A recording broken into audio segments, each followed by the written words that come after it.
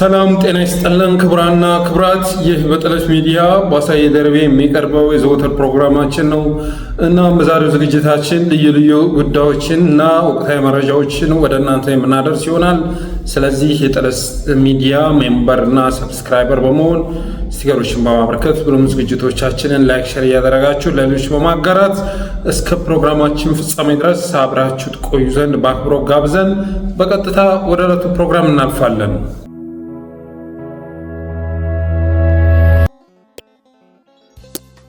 የመጀመሪያ ዝግጅታችን እንግዲህ የኢትዮ ጅቡቲን መስመር ይመለከታል ወይም የኢትዮ ጅቡቲ መንገድ ይመለከታል እና የደረሰ መረጃ እንደሚያመለክተው አብይ አህመድ ፋኖ እና ሌሎች ኃይሎች እንግዲህ የህወሓት ኃይልም ሊሆን ይችላል የኤርትራ ኃይሎችም ሊሆን ይችላል በጋራ በመተባበር የኢትዮ ጅቡቲን መስመር ሊዘጉት ይችላሉ በሚል ስጋት እየተናጠ መሆኑን የደረሰ መረጃ ያመለክታል።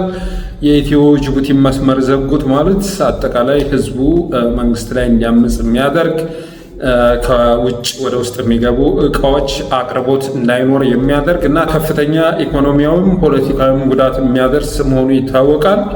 እና ይህንንም ጉዳይ ጠንቅቀው የተረዱ የፋኖ መሪዎች ከሌሎች ኃይሎች ጋር በመቀናጀት የኢትዮ ጅቡቲ መስመር ይዘጉታል በማለት አብይ አህመድ እንግዲህ ትናንትና ወደ አፋር ማቅናቱ ተሰምቷል። ከዛ በፊትም ብዙ ኃይል እንግዲህ ወደ አፋር ሲያሰማራ እንደነበር ይታወቃል። እና ወደ አፋር ከባድ መሳሪያ የጫኑ ተሽከርካሪዎች ሲያዘግሙ የሚያሳይ ቪዲዮ ተለቆ በቃ ኤርትራ ጋር ጦርነት ሊካሄድ ነው ማለት ነው፣ በቃ ይህን የባህር በር ጉዳይ አብይ አህመድ አልተውም ማለት ነው እያሉ በርካቶች ሲተነትኑ ነበረ። እውነቱ ግን ከኤርትራ ጋር ለሚደረግ ውጊያ ሳይሆን ያሁሉ ከባድ መሳሪያ ሲንጋጋ የነበረው አንዳንድ ክፍለ ጦሮችንም ከአማራ ክልል በማስወጣት ወደ አፋር የተወሰደበት ምክንያት የኢትዮ ጅቡቲ መስመር ይዘጋሉ የሚል ስጋት ስላደረበት ነው። ከዛ ውጭ ግን አብይ የባህር በር ጉዳይ የሚያሳስበው ሰው አለመሆኑን በተደጋጋሚ ስንናገር ነበር። አሁንም እነ ኤርሚያስ ያንን አጀንዳ አልተውትም። ባህር በር በቃ እንደውም የትናንቱ ትንታኔው ምን የሚል ነበረ? አንዳንድ ሰዎች ብልጽግናን የዘር ፌዴራሊዝም ወይም የማንነት ፌዴራሊዝምን የሚከተል በብሔር ደረጃ የሚያስብ ፓርቲ አድርገው ይቆጥሩታል። በእኔ ግምት ግን ሀገራዊ ፓርቲ ነው፣ የዜግነት ፖለቲካ የሚያራምድ ፓርቲ ነው። ለዛም ነው የባህር በር ጉዳይ ሊያነሳ የቻለው የሚል ትንታኔ ሲያቀርብ ነበር። አብይ አህመድ ስለ ሀገራዊ ፍቅር፣ ስለ ዜግነት ፖለቲካ፣ ስለ እነዚህ ጉዳዮች ግድ የሚሰጠው መንግስት አይደለም፣ መሪ አይደለም። እንግዲህ ከዛ በፊት እኮ ብዙ ነገሮች አሉ፣ በውስጣችን እየገደላቸው ብዙ ነገሮች አሉ። ለምሳሌ የኢትዮጵያ ህዳሴ ግድብን መውሰድ ይቻላል። የኢትዮጵያ ህዳሴ ግድብ ትልቅ መነቃቃት በውስጣችን የፈጠረ በኢትዮጵያ ህዝብ ዘንድ በታሪክ ታይቶ የማይታወቅ ሀገራዊ ስሜት፣ ሀገራዊ ፍቅር፣ ትብብር፣ አንድነት የፈጠረ ፕሮጀክት ነበር ማለት ይቻላል። ብዙ ተስፋ እንዲሰንቁ ያደረገ ፕሮጀክት ነበር። አሁን ላይ እስቲ ውስጣችሁን ግቡና ፈትሹት። ለኢትዮጵያ ህዳሴ ግድብ ያላችሁ ትናንት የነበራችሁ ተስፋ አሁን ላይ ውስጣችሁ አለ? ኢቨን አባይ ሳይገደብ በፊት የነበረ እኮ ቁጭት አለ ውስጣችን ማለት ነው። ያ ቁጭት ሳይቀር እኮ ነው የጠፋው። እና ይሄንን ያደረገው ደግሞ አብይ አህመድ የተባለ መሪ ነው። ነገ እንግዲህ የኦህዴድ ፍኖተ ካርታ ኦሮሚያን ለብቻ መለየትን ታሳቢ ያደረገ ነው። ኦሮሚያን ሲገነጥሉ ደግሞ ቤኒሻንጉል መስት ነው ተብሏል። ቤኒሻንጉል አብሮ ከኦሮሚያ ጋር መገንጠል አለበት ተብሎ ታስቧል። ያን ለማድረግ ምን ያስፈልጋል? ዜጎች ለአባይ ግድብ ያላቸውን ለግድቡ ያላቸውን ስሜት ማጥፋት ያስፈልጋል። ስለዚህ ሆን ተብሎ በፕላን ነው ውስጣችን ላይ እንዲጠፋ የተደረገው። ትናንትና ተርባይን 2 ነው 3 ተርባይን ስራ ጀመረ በተባለ ቅጽበት 400%፣ 500% የዋጋ ጭማሪ የተደረገው ያለ ምክንያት አይደለም። አሁንም ጭማሪ እያደረጉ ነው። እንደዚሁ ተመሳሳይ መልኩ ጭማሪ እያደረጉ ነው። ይህ ሁሉ የሚሆነው ግን ኢትዮጵያውያን አባይ ግድብ ላይ ያሳደሩትን ተስፋ ለማጥፋት የኛ ነው የሚለውን ስሜታቸውን ለማጥፋት ለማደብዘዝ ተብሎ ይደረገ ነው። ስለዚህ ትናንት ለአባይ ግድብ የነበረንን በሱ ላይ የነበረንን ትብብር፣ አንድነት፣ ተስፋ ሁሉ ያመከነ ድርጅት ስለ ባህር በር ሲያወራ እሱን አምኖ የሚቀበል ሰው የዋህ መሆን አለበት። ከዛ ውጭ አብይ ያጠፋው ነገር ምንድን ነው? የኢትዮጵያ ዋና ከተማ የሚባል ነገር አሳጥቶናል። የኢትዮጵያ ባህር በር ያስፈልጋታል ከማለት በፊት የኢትዮጵያ ህዳሴ ግድብ ለሱ የነበረብንን ስሜት አጥፍቷል። ከዛ ለኢትዮጵያ ዋና ከተማ ምንላት አዲስ አበባ የሁላችን የነበረችውን ከተማ አሁን ለብቻ ለማድረግ እየተጋጋጠ ያለ መሰሪ መሪ ነው። ዜጎች ወደ ዋና ከተማቸው ለመግባት ሲሞክሩ አትገቡም እየተባሉ ሲታገቱ ነበር። አሁን ላይ አዲስ አበባ ስራ መቀጠር የሚችለው ማን እንደሆነ ይታወቃል። ማን እየተሳደደ እንደሆነ ይታወቃል። በተሳደደው ምትክ እየተተካ ያለው እነማን እንደሆኑ ይታወቃል። አዲስ አበባ ላይ የዲሞግራፊ ለውጥ እያደረገ ያለ ነገ እንግዲህ እቺው የሀገረ ኦሮሚያ ጉዳይ ነው። ሀገረ ኦሮሚያ ሳዋቅር አዲስ አበባ ያለውን ዲሞግራፊ ካልቀየርኩ በስተቀር መሀል ከተማ ላይ ያለው ህዝብ ግልብጥ ብሎ ላይ ይደፋብኛል በማለት ትናንት የካሳንቺስ፣ የፒያሳ፣ የቄራ፣ የሜክሲኮ የምናምን ነዋሪ የነበሩ የአዲስ አበባ ሰዎችን ኦሮሚያ ክልል ወስዶ የሸጎጠ በየቦታው የበታተነ አገዛዝ ኢትዮጵያን ዋና ከተማ የጋራችን የሁላችን የሚሏትን ከተማ ኢትዮጵያን እንደ ትብት ያስተሳሰረችውን ከተማ ነጥሎ የአንድ ብሔር ለማድረግ እየሞከረ ያለ አገዛዝ ስለ ባህር በር ሲያወራ ካዳመጥከው ችግሩ ያንተ ነው። አዲስ አበባ ብቻ አይደለም፣ ድሬዳዋ የፌዴራል ከተማ ነበረች። ህዝቦች ብሔር ብሔረሰቦች በጋራ ተፋቅሮ የሚኖሩባት ከተማ ነበረች። አሁን ያለችበትን ሁኔታ የምታውቁት ነው። እንደውም ኦፊሻሊ ከሶማሌ ነጥቆ በጋራ ነበር እስከዛሬ ሲያስተዳድሯት የነበረው። ከሶማሌ ነጥቆ በአንድ ብሔር ስር ለማድረግ ብዙ ጥረት እየተሰራ ነው። ትናንት እነ ናዝሬት እነ ደብረ ዘይት የምንላቸው ዛሬ ስማቸው ብቻ አይደለም የተቀየረው፣ ስማቸው ብቻ አይደለም አሰፋፈሩ እንዲቀየር ተደርጓል። እና እነዚህም ሁሉ ከተሞች እየነጠለ የብዙ የነበሩ የጋራ የነበሩትን የብቻ እያደረገ የሁሉም የነበሩትን የአንድ ብሔር ለማድረግ እየሞከረ ያለ መሪ ስለ ባህር በር ሲያወራ ማዳመጥ አይቻልም። የኢትዮጵያ አየር መንገድ መንኮራበት ነበረ። ኢትዮጵያውያን ከሚኮሩበት አንዱ የኢትዮጵያ አየር መንገድ ነበር። ዛሬ የኢትዮጵያ አየር መንገድ ታፍራላችሁ። በአንድ ብሔር እንዲወረር ተደርጎ ውስጥ ስትገቡ ያለው ሙስናው ኢቭን በድራግ ዝውውር ራሱ ስሙ ሲነሳ ነበር። በድራግ ዝውውር ሳይቀር በብዙ ነገር የሚወቀስ ተቋሙናል። የኢትዮጵያ አየር መንገድን ምን እየተሰራ እንደሆነ የምትሳውቁት ነው። ኢቭን የማስፋፊያ ፕሮጀክት አሁን የኢትዮጵያ አየር መንገድ ግዙፍ የሆነ ከተማ ሁሉ ለመገንባት እየታሰበ መሆኑ ሲናገር ነበር። ያ የሚገነባው የት ነው? ቢሾፍቱ ላይ ነው የሚገነባው። እንግዲህ ቢሾፍቱ ወይም የትናንቷ ደብረ ዘይት የሁላችንም የነበረችውን ከተማ ለብቻ ካደረገ በኋላ የብቻ የተደረገ ከተማ ውስጥ እንዴት ነው የጋራ የሆነ የኢትዮጵያ አየር መንገድ ማስፋፊያ ፕሮጀክት ሊገነባ የሚችል? የኢትዮጵያ አየር መንገድ እኮ የጋራችን ነበር አይደለ? አሁን ምን እያደረጉ ነው? አዲስ አበባ ላይ የጋራችን የነበረውን ተቋም ወስተው የብቻ ለማድረግ እየሰሩ ነው። ደብረ ዘይት ላይ እየገነቡ ነው ያሉት። እና ይሄን ሁሉ እያደረገ ያለ መሪ ስለ ባህር በር ሲያወራ የምታዳምጥ ከሆነ ነሆለሉ አንተ ነህ ማለት ፈልጋለሁ። ሌላስ የኢትዮጵያ አትሌቲክስ መንኮራበት ነበር። አይታችኋል አይደለ? በነደራርቱ ሁሉ እንዴት በዘር የተበከለ እንደተደረገ አይታችኋል። ብዙዎች አትሌቶች ሲያለቅሱበት የነበረ ተቋም ነደራርቱ ሁሉ በእብሪት አብጠው እስኪ የአዲስ አበባ ህዝብ ይውጣ ይጠበጠባል፣ በጥይት ነው ተጠብጥቦ እንዲመለስ የምናደርገው እየተባለ በስልክ ሁሉ ሰክራ ቀላምት የሚያሳይ የድምጽ ቅጂ ሁሉ ወጥቶ ነበር። እና የኢትዮጵያ አትሌቲክስ አሁን ላይ የማን እንደሆነ ማወቅ አይከብድም። እና አድዋ የጋራችን የነበረው አድዋ ከአደባባይ ወደ አዳራሽ ሆን ብሎ እንዲገባ የተደረገ የህዝብ የነበረውን በዓል ወስዶ ብልጽግና የፕሮፓጋንዳ ቀን ያደረገ የብልጽግና ፕሮፓጋንዳ የሚረጭበት ቀን ያደረገ አጼ ምኒልክን በአብይ አህመድ የተካ አድዋ ትናንት የነበረንን አይታችኋል። እንዲህ ስናከብር እንደነበር 1-2 ዓመት ከዛ በኋላ ጊዮርጊስ ውስጥ ገብቶ ሁሉ ፈረሰኛ ይመጣል እያለች አንድ ልጅ እያለቀሰች አስለቃሽ ጭስ ጊዮርጊስ ቤተክርስቲያን ገብተው ያን ሁሉ ሲያደርጉ ነበር፣ ሲተኩሱ ነበር። ፒያሳ ላይ አታከብሩም ብለው እየደበደቡ ሲያባርሩ ነበር። ዛሬ አድዋ የሁላችን የነበረውን በዓል ብልጽግና ወደ አዳራሽ አስገብቶታል። አዳራሽም ውስጥ አስገብቶ በዛ መልክ ተከብሮ እየተከበረ እንዲቆይ አይፈልግም። ቀስ በቀስ ደግሞ አዳራሽም ውስጥ እንዳይከበር አድርጎ ያከስመዋል።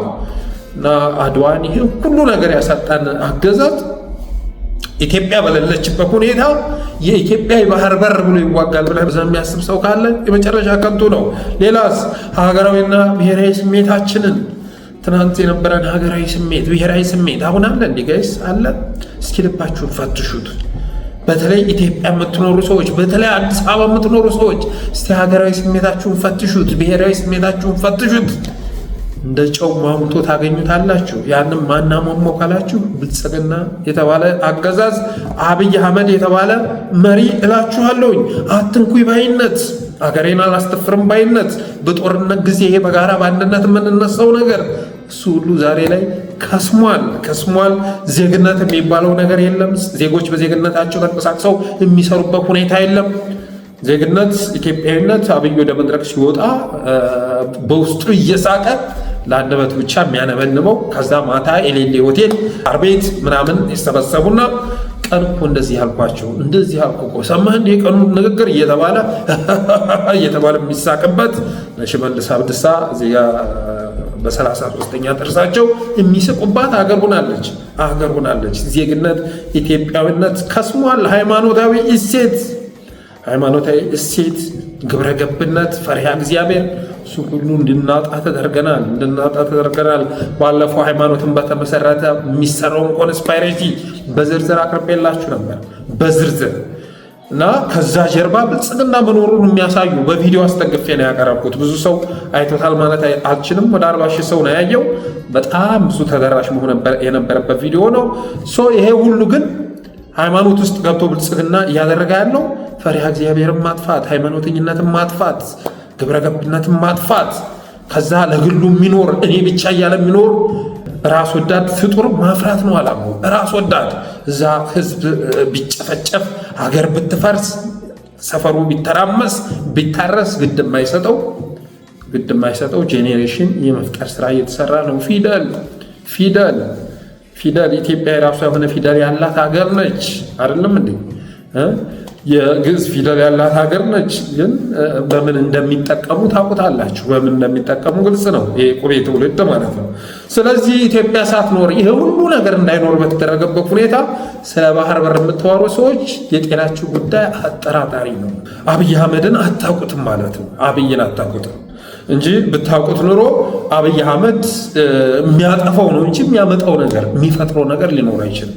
ኢትዮጵያ ውስጥ የሚያጠፋው ነገር እንጂ የሚፈጥረው ነገር ሊኖር አይችልም። ስለዚህ ሰሞኑን ይህን ሁሉ ማውራት ያስፈለገኝ ወደ አፋር ጦር ሲያስገባ የነበረው ከባድ መሳሪያ ሲያስገባ የነበረው የፋኖ ኃይሎች ከሌሎች ኃይሎች ጋር በመጣመር የኢትዮ ጅቡቲ መስመር የኢትዮ ጅቡቲን መንገድ ይዘጉታል የሚል ስጋትን ብቻ አይደለም፣ በተጨባጭ መረጃ ላይ ተመስርቶ እንደዚህ አይነት እንቅስቃሴ በመታየቱ የተነሳ ነው የሚል መረጃ ደርሶናል እና ጦር ከማስገባትም ባለፈ ትናንት አብይ አህመድ ወደ አፋር አምርቶ ነበር። እዛ ጋ እንግዲህ የበጋ ስንዴ ምን ስንዴ እያለ ስለ ኮሪደር ልማትም እያወራ ጉዳዩን ሊያድበሰብሰው ቢሞክርም ወደዛ የሄደበት ዓላማ ግን ይሄው ጉዳይ መሆኑን የደረሰ መረጃ ያመለክታል። እነ ሀጂ ዋላ አርባ ጋር በመነጋገር አናብስቶቹ የአፋር አናብስቶችን ከጎኑ ማሰለፍ በሚችልበት ሁኔታ ላይ ለመነጋገር ወደ አፋር መሄዱን የደረሰ መረጃ ያመለክታል። እንግዲህ ሀጂ አወል አርባ የአብይ ተላላኪ ከሆኑ አመራሮች መካከል አንዱ ነው። ስለዚህ የአፋር አናብስቶችን ከጎን ያሰልፍልኝ ፕሊስ፣ አልቻልኩም። አሁን ላይ ባለው መከላከያ የፋኖን እንቅስቃሴ መመለስ ስላልቻልኩኝ አናብስቶቹን የምጠቀምበትን መንገድ ፍጠርልኝ። እኔ ገንዘብ አምጥቼ ፈሰስ ማድረግ እችላለሁ፣ በጀት መመደብ እችላለሁ፣ ለትግል የሚያስፈልገው ማለት ነው። ያው ዛሬ እኮ ገንዘብ እንደ መጽሐፍ እንትን ፕሪንት የሚደረግ ነው። አብይ አህመድ የፈለገ ቀን ይህን ያህል ቢሊዮን ብር ፕሪንት አድርጉልኝ እያለ የሚያዘው ነገር ነው። ስለዚህ ፕሪንት አድርጎ ማከፋፈል ስለሚችል የበጀቱን ጉዳይ እኔ ከበር አደርጋለሁ። አፋር አናብስቶች ግን ከጎኔ ሊሰለፉ ይገባል። ባለፈውም ከትግራይ ጋር በተደረገው ጦርነት ከህወሓት ጋር ያንን መመከት የቻልኩት አናብስቶቹ ከጎኔ በመሰለፋቸው የተነሳ ነው። ስለዚህ እባክህ አሁን በዚህ መስመር በኢትዮ ጅቡቲን መስመር ለመቁረጥ ሙከራ አለ። በኤርትራ ኃይሎች የሚደገፉ የትጥቅ ድርጅቶች የኢትዮ ጅቡቲ መስመርም ሊዘጉት መሆኑን ተጨባጭ መረጃ ደርሶኛል። ጦሩን ስበታትነው አማራ ክልል ላይ ደግሞ ከባድ ጥቃት እየመጣብኝ ስለሆነ እገዘኝ ለማለት ወደዛ ማምራቱን የደረሰ መረጃ ያመለክታል።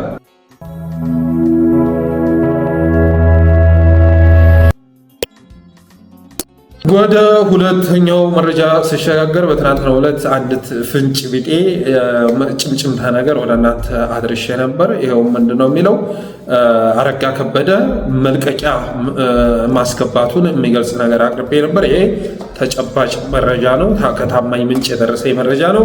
የአረጋ ከበደ በቃኝ የማለቱ ጉዳይ እየተረጋገጠ ነው እና በሱ ምትክ እስክንድር ነጋ ሊተካ ይችላል።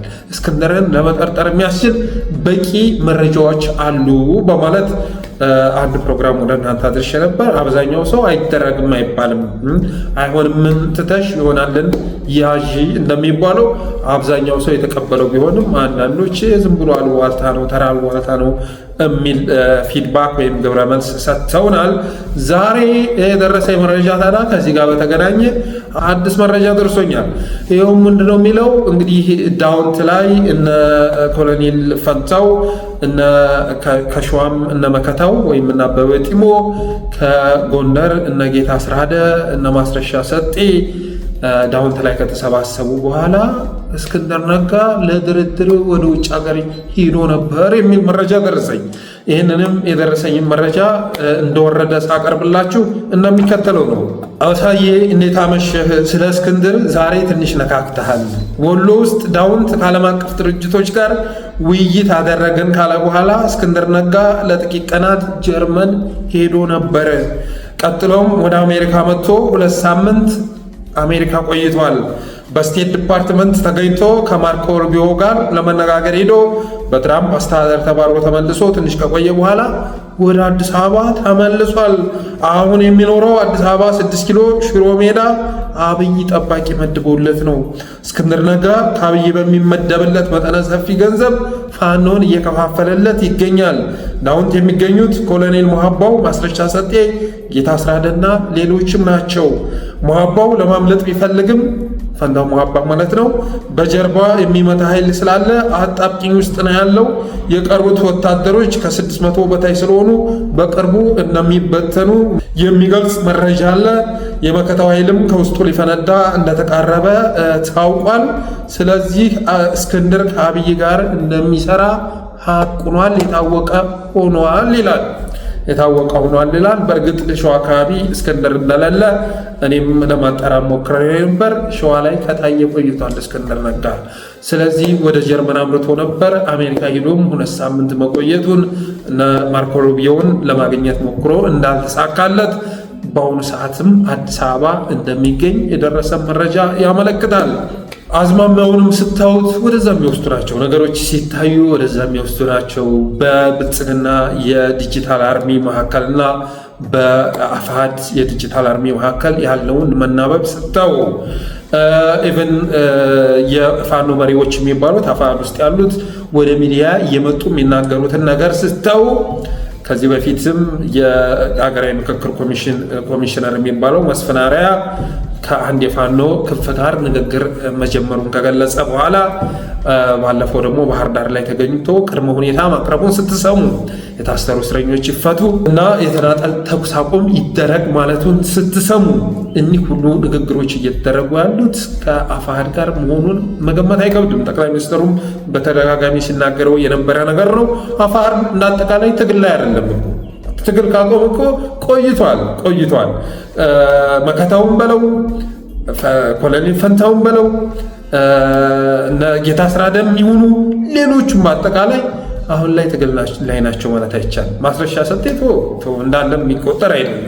ስለዚህ ብልጽግና ጋር ፋይት እያደረጉ ነው ማለት አይቻልም። ኦልሬዲ ቆይቷል። የተኩስ አቁም ካደረጉ ቆይቷል እና የተናጠል ተኩስ አቁም ብሎ ፕሮፌሰር መስፍን አርአያ የተናገረው ለምን እንደሆነ አይገባኝም። ምክንያቱም አፋሕድ የተናጠል ተኩስ አቁም ካደረገ ቆይቷል።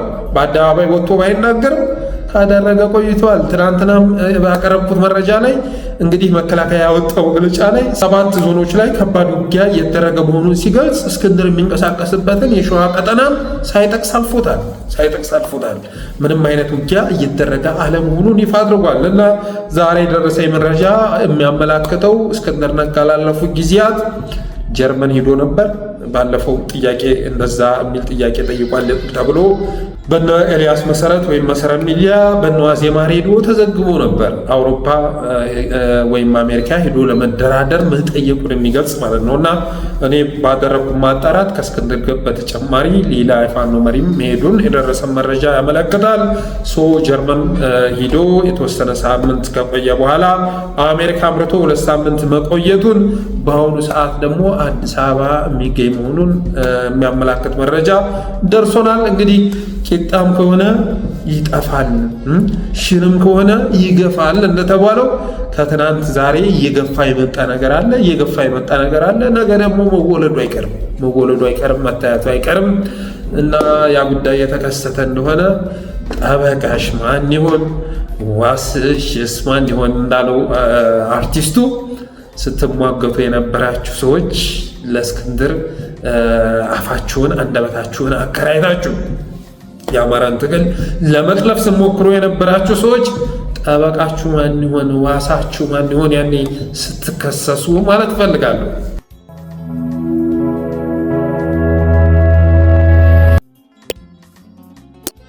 ወደ ሶስተኛው መረጃ ሲሸጋገር እንግዲህ ባለፈው ከ4 ቀን በፊት አሊዶሮ የሚባል አካባቢ ላይ የሸኔ ታጣቂ ሸኔ የሚባል የለም በነገራችን ላይ ሸዋ ላይ የሚንቀሳቀሰው ሸኔ በጃልሰኝ የሚመራ ነው። በጃልሰኝ የሚመራው ሸኔ ደግሞ ሽመልስ አብዲሳ ጋር አብይ አህመድ ጋር ተፈራርሞ ወደ ሰላማዊ መስመር መግባቱን ሹመት መቀበሉን የሰማችሁ ጉዳይ ነው። ስለዚህ አሊዶሮ ላይ ኦህድድ ባሰማራቸው ታጣቂዎች አንድ ባስ ታግቶ 60 ተሳፋሪዎች መወሰዳቸው ተሰምቶ ነበር። 60 ተሳፋሪዎች ተወስደው ነበር። 60 ተሳፋሪ ከወሰዱ በኋላ ለአንድ ተሳፋሪ 1.5 ሚሊዮን ብር ጠይቀዋል። 1.5 በአጠቃላይ 90 ሚሊዮን ብር ማለት ነው። እና የሚያሳዝነው ነገር 90 ሚሊዮን ብር መጠየቃቸው ሳይሆን ያንን ብር የተጠየቁ የታጋሽ ቤተሰቦች ደግሞ እንግዲህ 1.5 ሚሊዮን ብር መክፈል የሚችል ሰው የለም። ልመና ተሰማርተው ፎቶ ይዘው ልጃችን ስለታገተ እንትናችን ስለታገተ እርዱን የሚል ሲዞሩ ደግሞ ለታጣቂ ወስዳችሁ ብር ልታስረክቡ ነው ወይ እየተባሉ እየተደበደቡ እየታሰሩ መሆናቸውን የደረሰ መረጃ ያመለክታል። ይህንንም እኔ ፌስቡክም ላይ አጋርቼዋለሁኝ። ሌላው የሚገርመው ነገር ከትናንት ወዲያ በተመሳሳይ መልኩ ሱሉልታ አካባቢ በ2 ሳይሩፍ ተጭነው ሲሄዱ የነበሩ አማራዎች ታግተው 40 ተሳፋሪዎች ተወስደዋል። የአማራ ተወላጅ የሆኑ 40 ተሳፋሪዎች ተወስደዋል። ይህ ህዝብ እኮ ተሰቃየ፣ የተዘረፈ አማራው ተዘረፈ፣ ደየ፣ ባዶውን ቀረ። እንግዲህ 100 ተሳፋሪ በአንድ ሳምንት ውስጥ ማለት 150 ሚሊዮን ብር ከአማራ ክልል ወደ ኦሮሚያ የማሸጋገር ወደ ሆኑ ታጣቂዎች የማሸጋገር ስራ እየተሰራ መሆኑን የሚገልጽ ነው። የኢኮኖሚ ማሸጋገሪያ መንገድ አድርገውታል። የገቢ ማሰባሰቢያ መድረክ አድርገውታል። የአሜሪካ ኤምባሲ የሆነ ጊዜ ላይ ሲዋግዝ ነበር። አሁን ላይ እርግፍ አድርጎ ትቶታል ማለት ይቻላል። ያው እንግዲህ እገታው ተጠናክሮ ቢቀጥልም እንደው በመግለጫ ረገድ እንኳን ምንም ነገር እያወጡ ነው ማለት አይቻልም። ሌላው ኢሰመኮ ላይ አንድ ካድሬ አምጥተው ከሾሙ በኋላ መስሪያ ቤቱን ገደለው። በቃ በነ ራኬብ ጊዜ በነ ዶክተር ዳንኤል ጊዜ ሲወጡ የነበሩ መግለጫዎች እንኳን ሙሉ ለሙሉ የቆሙበት ሁኔታ ተፈጥሯል። ባለፈው የነ ደብረጽዮን አድግራትን ሲቆጣጠሩ 6 ነው ምናምን ሰው አቁስለው ነበር። እሷን ነው እንግዲህ ወደ ስልጣን ከመጣ ጊዜ ጀምሮ ያወጣው መግለጫ ያን ብቻ ነው። ከዛ ውጭ በድሮን ስንት ጭፍጨፋ ሲፈጸም ከ100 በላይ አማራዎች ሲታገቱ እና በርካታ ጥቃት ሲከሰት በአማራ ክልል ላይ ማለት ነው አንድም መግለጫ ማውጣት አልቻለም። እና እንግዲህ ኢሰመኮ የሚባለው ተቋም እስከዛሬ እንኳን እንግዲህ ለፍሬ ባያበቃም መግለጫ ማውጣት ይታወቅ ነበር። አሁን ካድሬ አምጥቶ ከሾመ በኋላ የኢህአዴግ አመራር የነበረን ካድሬ አምጥቶ ከሾመ በኋላ ኢሰመኮም ስራውን አቁሟል ማለት ይቻላል። እና አጠቃላይ አማራ እየተሰቃየ ነው፣ በጣም ዋጋ እየከፈለ ነው። የእገታ ዜናዎችን ዜና እያደረግናቸው አይደለም። እንዲህ አይነት ዜናዎች ልባችሁን የሚነኩት በታገቱ ቤተሰቦች ምትክ የራሳችሁን ቤተሰብ እዛ ጋር ተክታችሁ ስታስቡት ነው። እነዛ ነው የኔ ልጅ ቢሆንስ፣ የኔ ወንድም ቢሆንስ፣ የኔ እህት ብትሆንስ፣ የኔ እናት ብትሆንስ፣ የኔ አባት ቢሆንስ ብላችሁ ስታስቡ ነው ርዕስ የምታደርጉት ማለት ነው። አንዳንድ ጊዜ እንደ ህዝብ ስሜት የማይሰጣችሁ ነገር እንኳ ካለ እንደ ቤተሰብ ወስዳችሁ አስቡት ጋይስ፣ አስቡት። በእኛ ደርሶ ቢሆንስ ብላችሁ አስቡት። 100 ተሳፋሪ የ3 ተሽከርካሪ በአንድ ሳምንት ውስጥ ለዛውም በ2 ቀን ልዩነት ውስጥ መታገት ማለት ከባድ አደጋ እየተከሰተ ነው እና አብይ አህመድ ይህን የማስቆም ኢንተረስት የለውም። ኢትዮጵያ ሰላም ናት፣ ኢትዮጵያ እየተመነደገች ነው፣ ኢትዮጵያ እያንሰራራች ነው እያለ ከማደንዘዝ ባለፈ ችግሩን ለመቀበል ፈቃደኛ አይደለም። ባለፈው ዶክተር ደሳለኝ ነግሮታል። ብልጽግና የኢትዮጵያን ችግር አላይም፣ አልሰማም፣ አልናገርም ብሎ የተኛ ፓርቲ መሆኑን አውቃለሁ። ይሄን የምናገረው ታዳምጡኝ ያላችሁ ብዬ ሳይሆን ለታሪክ ነው፣ ለታሪክ ቀመጥ በማለት ነው የምናገረው ሲል ነበረ። የቄስ ሞገሴዎችን ውዳሴ ካልሆነ በስተቀር ብልጽግና ትክክለኛ መረጃ የሚያወጡትን ትክክለኛ ድምፆችን ለማዳመጥ ፈቃደኛ አይደለም ብሎ እንደተናገረው አብይ አህመድ የኢትዮጵያን ችግር ይፈታል ተብሎ አይታሰብም። በታሪክ ሊፈታ አይችልም፣ አቅሙም የለውም። ያንን ላድርግ ቢልም አቅሙ የለውም። ለነገሩ ችግሩን በፈጠረው እንትን ችግሩን መፍታት አይቻልም። ይህን ችግር እየፈጠረ ያለው ኦልሬዲ ኦህዴድ ነው። የኢኮኖሚ ማሸጋገሪያ መድረክ አድርጎታል እና ከኦህዴድም ከአብይም የሚጠበቅ ጉዳይ የለም። አማራዎች ግን ማሰብ ማሰላሰል ያስፈልጋል። ይህን ነገር ማስቆም የምንችለው እንዴት ነው? አማራ ብቻ እየታገተ እንትን የሚለው እንዴት ነው? ገንዘብ አንድ ግለሰብ 1 ሚሊዮን ብር 1.5 ሚሊዮን ብር እየከፈለ የሚኖረው እንዴት ነው ብሎ ማሰብ ያስፈልጋል። እንዴት እናስቆመዋለን በሚለው ጉዳይ ላይ መነጋገር ያስፈልጋል ማለት እወዳለሁ። በተረፈ ዘግይቶ በደረሰ መረጃ መሰረት ዛሬም አሊዶሮ የሚባለው አካባቢ ላይ 60 አማራዎች ከጎጃም ሲመጡ የነበሩ መታገታቸው ተሰምተዋል። በአንድ ታታ ባስ ተጭነው ሲመጡ የነበሩ 60 አማራዎች አሊዶሮ የሚባለው እንግዲህ ጓጽዮን ከመድረሳችን በፊት ያለ ማለት ነው። 60 አማራዎች ዛሬ ታግተዋል። ስለዚህ በድምሩ በአንድ ሳምንት ባልሞላ ጊዜ ውስጥ የታገቱ አማራዎች ቁጥር 160 ሆነ ማለት ነው።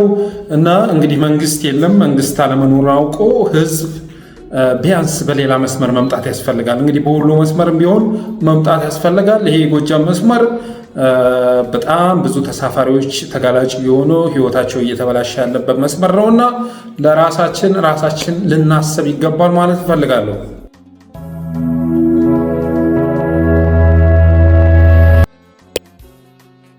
ሌላ እንግዲህ ባለፈው ይሄ ብልጽግና የሚባል ፓርቲ አዲስ ህግ ማውጣቱ ይታወቃል። ይህም ህግ ምንድን ነው የሚለው ማታ ከምሽቱ 3 ሰዓት ተኩል ወይም 4 ሰዓት በፊት የንግድ ተቋም መዝጋት አይቻልም፣ ተሽከርካሪ ማቆም አይቻልም የሚል አስገዳጅ የሆነ ህግ አውጥቷል። አስገዳጅ የሆነ ህግ እንግዲህ ሰው በፍቃዱ ነው ስራ መስራት ያለበት። ከዚህ ጋር በተያያዘ እንደውም ባለፈው አቶ ሙሼ ሰሙ እንዲህ የሚል ፖስት አጋርቶ ነበር። ዛሬ አዲስ አበባ ከተማ ካቢኔ በአዋጅ ቁጥር 84/2016 አንቀጽ 94 መሰረት በማድረግ የግል ስራ የተሰማሩ ቀጣሪና ተቀጣሪ ዜጎች ስምምነታቸውን በድምፅም ሆነ በውል ባልሰጡበት ሁኔታ ከፍላጎታቸው ውጭ አምሽተው እንዲሰሩ የሚያዝ ደንብ አውጥቷል። የኢትዮጵያ ህገ መንግስት የሰብአዊ አያያዝ ስለመከልከሉ በሚለው አንቀጽ ላይ ዜጎች ከፍላጎታቸው ውጭ ተገደው መስራትን አስመልክቶ ምን ይላል? በህገ መንግስቱ ክፍል 1 ሰብአዊ መብቶች ስር የሰብአዊ አያያዝ ስለመከልከሉ በሚለው አንቀጽ 18 ንዑስ አንቀጽ 3 ላይ ማንኛውም ሰው በኃይል ተገዶ ወይም ግዴታን ለማሟላት ሲባል ማንኛውንም ስራ እንዲሰራ ማድረግ የተከለከለ ነው ሲል ይደነግጋል። አዋጅም መሰረት ያደረገው ዜጎችን ያለ ፈቃዳቸውና ስምምነታቸው እንዲሰሩ ማስገደድ ከአሰሪና ሰራተኞች ህግ እንዲሁም ከዓለም አቀፍ የሰራተኞች ድርጅት አይኤልኦ ኮንቬንሽንና ስምምነቶች ቁጥር 29/1930 የግዳጅ የሰራተኛ ስምምነቶች ቁጥር 105/1957 የግዳጅ ስራ ማስወገድ አኳያስ እንዴት ይታያል የሚል ጥያቄ አቅርቧል። ይሁንና አንድ ትዕዛዝ በአብይ አህመድ ከተላለፈ የፈለገ ቅሬታ የፈለገ ሎጂክ ቢቀርብ ሊታጠፍ አይችልም እና ዛሬ እንዲህ የሚል አዋጅ ወጥቷል። አንደኛ ከምሽቱ 3 ተኩል በፊት የንግድ ተቋም መዝጋት 10,000 ብር ቅጣት ያስቀጣል። ለተገልጋይ ሊያቀርብ የሚችለው አገልግሎት ወይንም ምርት እያለው የለም በማለት ተገልጋይ እንዳይስተናገድ ማድረግ 10,000 ብር። መንገድ ዳር ያሉ ንግድ ተቋማትና አገልግሎት መስጫ ተቋማት ከምሽት እስከ ንጋት ድረስ የተቋሙን የውጭና የውስጥ መብራት አለማብራት 7,000 ብር መብራት ካላበራ። የህንፃ የፊተኛውን ገጽ መብራት ወይንም የፋሳድ ላይት መብራት ያለ መስቀልና ወይም ያለ ማብራት 5,000። የንግድ ተቋሙ መግቢያ በር ዝግ ሆኖ አገልግሎት የሚሰጥ ክፍት መሆኑን የሚያመለክት በኤሌክትሪክ የሚሰራ ምልክት ያለማድረግ 5,000። ከምሽቱ 4 ሰዓት በፊት የትራንስፖርት አገልግሎት ማቋረጥ ወይም ከስምሪት መውጣት ወይም የስምሪትን መስመር ማቆራረጥ 5000 የከተማ አስተዳደሩ ካወጣው የትራንስፖርት አገልግሎት ታሪፍ በላይ ተሳፋሪውን ማስከፈል 5000 የሚል ህግ አውጥቷል። እና ህግ እየወጣ ያለው ደግሞ አዲስ አበባ መሀል ከተማው ማለት ነው። ዛሬ ላይ እንግዲህ ሰው አያመሽም፣ አዲስ አበባ ላይ እንደምታውቁት አያመሽም። ጭራሽ የትራንስፖርት ችግር ካላጋጠሙ መስተቀር አዲስ አበባ ላይ ማንጀራመሹ ምኑም እየተጠናከረ በመምጣቱ የተነሳ አያመሽም። ትናንት አንድ ተንቀሳቃሽ ቪዲዮ ተለቆ አይታችኋል አብዛኞቻችሁ። የቻይና ሹፌር ነው ተቀጥሮ ቆሼ የሚባለው አካባቢ ላይ ኦሮሞኛ የሚናገሩ ወጣቶች አስቁመው ብር አምጣ እያሉ ሲደበድቡት ሲያንገት ሀብሉን ነጥፈው ሲወስዱት በካሜራ ተቀርጾ ተለቋል። እና ዛሬ አዲስ አበባ ላይ ማንጀራመቹ እንደ ጉድ ተጠናክሯል። ኢቭን ናትናኤል መኮንን እያወጡት ያለውን መረጃ ራሱ ተመልከቱ። ዛሬ ተቆጣጠር ነው ብለው እያወጡት ቢሆንም ሲስጠራ የከረመውን ነገር የሚገልጽ ነው። እና መንገድ ላይ የኦሮሚያ ደንብ አስከባሪ ልብስ ለብሰው መኪና ያስቆማሉ። ትራፊክ ፖሊስ መስለው መኪና ያስቆማሉ። ከዛ አውርደው የሆነ ቪኤት ውስጥ ያስገቡና ይዘው ይሄዳሉ። ከዛ አይሱዚውን እየነዱ ወስደው እቃውን አራግፈው መኪናውን የሆነ ቦታ ላይ ያቆሙታል። እንደዚህ አይነት ዝርፊያ እንደውም ረዳቱን እንደዛ እየወሰዱ እያለ ከመኪና ገፍትረው ሲጥሉት ከኋላ እየመጣ ያለ መኪና ገጭቶ እንደገደለው የሚገልጽና ተጠርጣሪዎቹ መያዛቸውን የሚገልጽ መረጃ አውጥቷል። እና በብልጽግና በሚመራው ሀገር ውስጥ ጉልበት ማተር፣ በህገወጥነት መተዳደር በጣም በስፋት እየታየ ያለበት ሁኔታ ነው ያለው። ስለዚህ የአዲስ አበባ ህዝብ ማምሸት አይፈልግም፣ ያመሸለም። ከዛ ውጭ መሀል ከተማው ተራቁቷል። አሁን ላይ እድሜ ለኮሪደር ልማት ይሁንና እንደ ድሮ ካሳንቺስ ስትሄዱ ፒያሳ ስትሄዱ ምናምን ህዝብም ሲተራመስ አታገኙትም። የለም፣ ዳርዳሩ ቢሎ ተወርሯል፣ ተበትኗል። ስለዚህ በአዲስ አበባ ውስጥ በንግድ የሚተዳደሩ እና እንዲሁም አሽከርካሪ ተብለው የሚገለጹ ሹፌሮች 4 ሰዓት ድረስ አምሹ የሚባሉት ህዝብ በሌለበት ሁኔታ ነው። ፒያሳ ያሉ ሱቆች ከፍተህ እነዚህ እያንጎላዠ ማምሸት ነው። እንግዲህ ሰው ከስተመር ባይኖርም አብይ ካወጣ ወፈፌው መሪያችን ካወጣ ተግባራዊ የማይሆን ነገር የለምና የህግ እንግዲህ ወጥቷል። 10,000 ብር ያስቀጣል ሱቁን የዘጋ በጊዜ። የትራንስፖርት አገልግሎትም በጊዜ አቋርጦ ወደ ቤቱ የገባ 5,000 ብር እንደሚቀጣ የሚገልጽ ህግ ወጥቷል። እንዳጠቃላይ ብልጽግና እንግዲህ እያወጣ ያለው የአፈና ህግ በጣም ተጠናክሮ ቀጥሏል። ከዚህ በፊት አዲስ አበባ ላይ ጉሊትም በኢመደበኛ ንግድ ላይ መሰማራት የሚችሉት የአዲስ አበባ ተወላጅ የሆኑ መታወቂያ ያላቸው ነዋሪ መሆናቸውን የሚያመላክት ማስረጃ ያላቸው ብቻ ናቸው የሚል አዋጅ አውጥቷል። ለምን? ከክፍለ ሀገር እናቶች ልጆቻቸውን አቅፈው እየመጡ ዲሞግራፊውን እየቀየሩበት ስለሆነ ጉሊት ቸርቻሪ ምናምን ሆነው እሱን ለማስቆም ተብሎ ይሄ ወጥቷል። ዛሬ ደግሞ ይሄኛው ጸድቆ ደንቡ ተግባራዊ ሆኗል ማለት ፈልጋለሁ። በተረፈ አብራችሁ ስለቆያችሁ አመሰግናለሁ። የጠለስ ሚዲያ ሜምበርና ሰብስክራይበር በመሆን ስቲከሮችን በማበርከት ብሎም ዝግጅቶቻችንን ላይክ፣ ሼር እያደረጋችሁ በማጋራት ሚዲያችንን አበረታቱላለሁ። አመሰግናለሁ።